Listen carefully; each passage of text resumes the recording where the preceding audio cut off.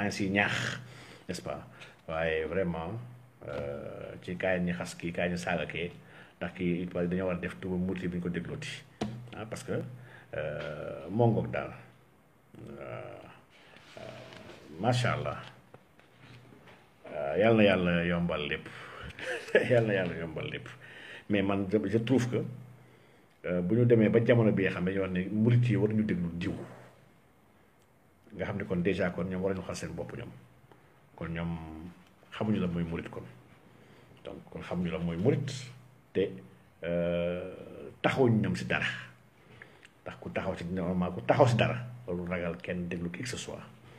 au contraire ku mu mënti déglu daf koy yokk rek yokkante moo fi ne soit ngay yokk ko wala mu yokk la mais après la vie continue life goes on just say n'est-ce pas waaye jàpp nga nit kii c'est un danger ndax nit ki waxu day tax gars yi duñu nekkati taalibe ndax wax bi man jot naa wax yi n'est-ce pas kii du nekk taalibe day wàññi seen taalibe donc taalibe du dof taalibe mooy ku gis ku ko tànne ci yàlla raw ko ci yàlla mu fas yéene ànd ak moom ngir yàlla ngir mën a am pour jariñu ak dolleeku moom ci yàlla am taalibe kon moom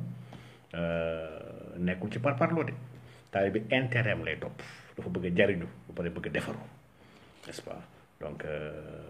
taalibe dafa am indépendance fu ko ku ko neex la wala déglu taalibe kenn moomu ko taalibe c'est pas un objet c'est pas un animal n'est-ce pas du benn xuusmaa ñàpp bu ñu war a téye di ko xëcc ak ay fil loolu taalibe loolu c'est un con wala un crétin waaw mais c'est pas un taalibe taalibe du loolu taalibe du mbaam waaw taalibe nit la bi nga xam ne nit ku fegu ci yàlla la ku pare nag ku fas yéene am ay sàkkutif ci yàlla fas yéene dox moo tax sax on parle de tariqa yoon la c'est yoon dañ ciy dox wala ñu daw si wala ñu naaw si waaye yoon du pour taxaw yoon du pour baare ak di xeex ñu nekkuñ ci yoon pour loolu yoon dañ ciy dox waaw dox gu gaaw nag te wóor pour mën a yegg à destination dañoo am fu ñu bëgg a yegguwaay bi nag ngay xool ki nga xam ne gis nga ni moo la arrangé par rapport ak sa mën-mën daa mel da nga génn matin bëgg dem ville sa mën-mën ngay xool boo amee njëgu taxi nga jël taxi boo amee njëgu njaga njaay nga jël njaga njaay boo amee njëgu clando nga jël clando benn bu ci nekk la durée ak le confort du benn waaye jaral na la ko parce que loolu nga am waaye l'essentiel mooy sa rendez-vous bi nga am biir ville à 10 heures place Indépendance pour dem si ambassade Israël déposer sa lettre bu ko raté boo ko raté wala tarixa bi joué rôle am n'est-ce pas boo raté wul rendez-vous bi tarixa bi joué rôle am waaye léegi qu'en est-il de quelqu'un bi nga xam ne amul rendez-vous amul fu mu dem waaye génn na di tambaambaal di taxawaal di konkon di xool mbedd li fa xew moo tax ma ne au début sama waxtaan boobu tarixa c'est pas pour tout le monde chaque fois ma insisté c'est pas pour tout le monde tarixa c'est un bien bi nga xam ne bien bu extraordinaire la pour ñenn n'est-ce pas pour ñenn wallaay Mamadou Badiane ba ma desee ak moom Walf man dama jàpp sax ni yi fii yooyu mu doon def na pour man pare na ci quoi jeex na on a sympathisé et wax dëgg yàlla je man dama gis ni y a beaucoup de choses yu am solo yu muy def man je suis pas nihiliste comme ñoom di fen di sosal doomu adama non dama ko sosal man dama jàpp ne y a des choses importantes yoo xam ne qu'il a fait dans ce pays là wax dëgg yàlla des débats sérieux waaye en même temps dama gis tamit dafa am benn tappale bi nga xam ne politiquement bu mu jël di def di jéem a au nom de la voix di jéem a xool ñu mu attaqué ak ñu mu tuuti la ñu mu def yenn affaire donc loolu ma nanguwuma ko donc loolu pour man c'est pas bien on peut faire de la politique mais bu ñu politiquer tarixa yi on peut pas utiliser la tarixa pour di jéem a bañ loo nit yi ay nit wala leen bëggloo ay yeneen nit loolu c'est abject et c'est lâche à mon avis man donc mais il est utile utilité boobu laa ko nawee moom laa ko jàppee c'est quelqu'un d'utile n'est-ce pas il sait être utile quand il le veut moo tax nag ma koy talal loxo ne ko sawaay li nga nekk ci gaal yi nga nekk nii c'est pas pour toi waaw c'est pas pour toi waroo def loolu yow donc parce que yàlla may na la am nga as ubbeeku bi nga xam ne am na beaucoup de choses que tu peux faire waaw am na beaucoup de choses que tu peux faire fais ces choses là donc mais bu nangu nekk ci ay détails du pour yow n'est-ce pas daanukatu leer yi nag ak konkon li nga xam ne il veut leen di may ay 100 000 ak ay 50 000 ñoom bu leen neexee ñuy fenn di sos ak di jaxase ay nit pour di mën a am wéccit mais góor yàlla wéccit jaaxalu ko n'est-ce pas wéccit dañ koy liggéey xaaruñu ñu koy may waruñu la ko may ndax bu ñu nekkee di la ko may dañ lay bëgg a moom n'est-ce pas da nga koy liggéey di daan sa doole ba pare di libre nag de par tes idéaux et tes pensées man je suis libre ndax damay liggéey n'est-ce pas damay liggéey damay liggéey je me prends en charge donc macha allah mbiru tarixa tamit ñun nekk ñu si tamit ci parparloo nekk ñu si tamit pour tappale dañ koo jàng dañ koo def ñu jaral ñu jàng ko dañ koo jàng xam ko donc mun ñu si nax ñun doomu sëriñ sax su ñëwee mun ñoo nax si mbir diine bi dafa démocratique ba loolu fa lay bëgg a woo doomu aadama yi ñu comprendre ne suñu diine bii du dynastie xam nga soo xoolee saa Sénégal architecture Sénégal li si dommage mooy ba tubaab bi ñëwee xeex ak les royaumes ba vaincre leen ñi nekkoon dans les royaumes nekk ay daggu buur tàmmoon facilité nekk ay parasites tàmm nekk si biir cour royale yi di fen rek di fen ak di ut lu ñu am ak lu ñu fa lekk ñii dañoo daw après comme que y a plus le royaume sëriñ yi ñoo fi nekkoon ñi daw ñëw si sëriñ yi jébbalu nekk ay taalibe leur habitude ak leur comportement bàyyiwuñu ko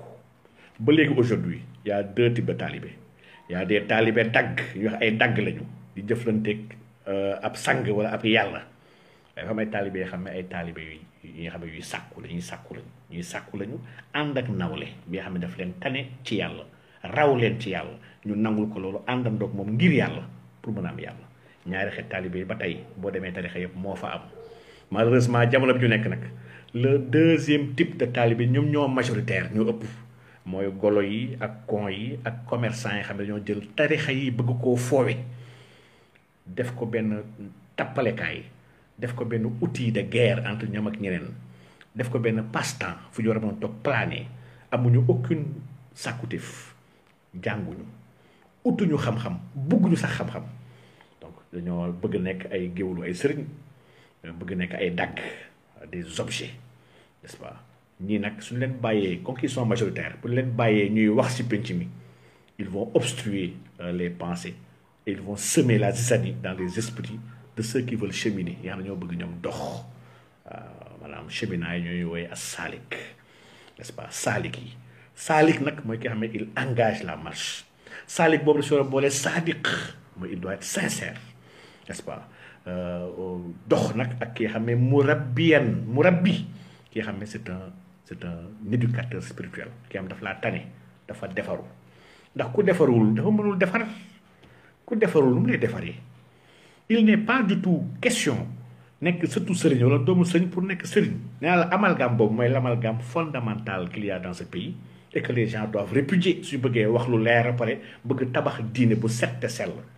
mooy doomu pilote taxul mu nekk pilote doomu docteur mënul fajaate doomu mécanicien mënul defar oto waaye doomi sëriñ taxul mu nekk sëriñ na ko gaa yi xam na ko gaa yi xam te nekk nit man sëriñ mu mënti sant d'accord naa santalu la neex ragalal yàlla nga xam yàlla dàq ma jaamu yàlla nga mën ma jariñ ci yàlla nangul naa la sëriñ yaay sama sëriñ santalu la neex santal Da Silva santal Correa santal sax Jackson donc amul solo sant bi du solo mazhar kese la amul solo waaye fii dañoo jël léegi ay nit bëgg leen def yàlla ndax naa leen ceddo yi nekkoon ci royaume yi ñoo daw dugg ci biir tarixa yi aujourd'hui nag ils deviennent majoritaires ils ont accès au micro ça devient dangereux de les laisser la parole ñuy wax lu leen neex sans les corriger n'est-ce pas ça devient dangereux donc macha allah soxna Rama maa ngi lay ziar bu baax a baax di la bëggee donc wallaay Pape Khalil c'est ça le problème nag aujourd'hui ñu gars yi jàppee sëriñ ñu si bëri ñoo gën a feebar taalibe yi ñu si ëpp laa wax ma ñëpp nag waaye ñu si ëpp wallahi ñoo gën a Mohamed Ndaw na Mohamed Ndaw yow moom sëriñ nga yow vrai waaw yow vrai sëriñ nga macha allah ku baax nga kii moom sëriñ la woon xàmmee leen ko kii moom c'est un grand pôle donc pour dire que rek malaise yooyu ñu taxaw moo tax du ñu mën a waxtaan pour ñu mën a waxtaan sincèrement il faut ñu waxtaan si ay base yu leer n'est-ce pas base yu leer mooy base u ay jullit yoo xam ne ñun ñëpp ñoo yem képp kenn du fi yonent fii ak koo mënti doon fii kenn du fi yonent ñu fi am nag peut-être ay wal yoo ngi fi ay xutbu ñu ngi fi ay saalixiina ñu ngi fi ñu baax a ngi fi yàllaa gën a xam ne ñoo ñu baax léeg-léeg ñu ko foog sax nekkuñu ko léeg-léeg xale bee di dem ci boîte bi di fecc foofu mun naa am wàllu yu bu foor la ci kanamu boromam waaye nag bu ñu toogee waxtaan te yàlla rek tax ñu jiital yàlla jël yonent bi saasam teg ko suñu kanam ndax ñun loolu mooy suñu chiar ñun n'est-ce pas suñu devise waaw macha allah waaw suñu devise mooy yàlla mooy suñu boroom Seydina Muhammad sallallahu alayhi wasallam mooy suñu imam alquran mooy suñu constitution donc ñun lii duñ ci transiger leneen lépp nag détail la waaw ndeysaan leen yëpp détail la donc macha allah mais guddal nañ trop Mamadou Badiane tu as raison man sincèrement nag les Hizbut Tarqiyyah mosu ko leen gis ci détail ak conneries yi gars yi nekkee ils le font jamais chez les mourides ils le font pas n'est-ce pas ils le font pas parce que dañoo jàng dañoo xam et c'est pas les seuls tout mouride la bu normal ñoom Cheikh Fall Sylla mu ngi mouride la mais waxi nit c'est que problème bi du problème mu murit problème bi nite la li nag dafa am ñi xam ne nittewuñu dugg ci biir yoon yi yoon bu nekk nag am spécificité peut-être yoonu murit dafa am benn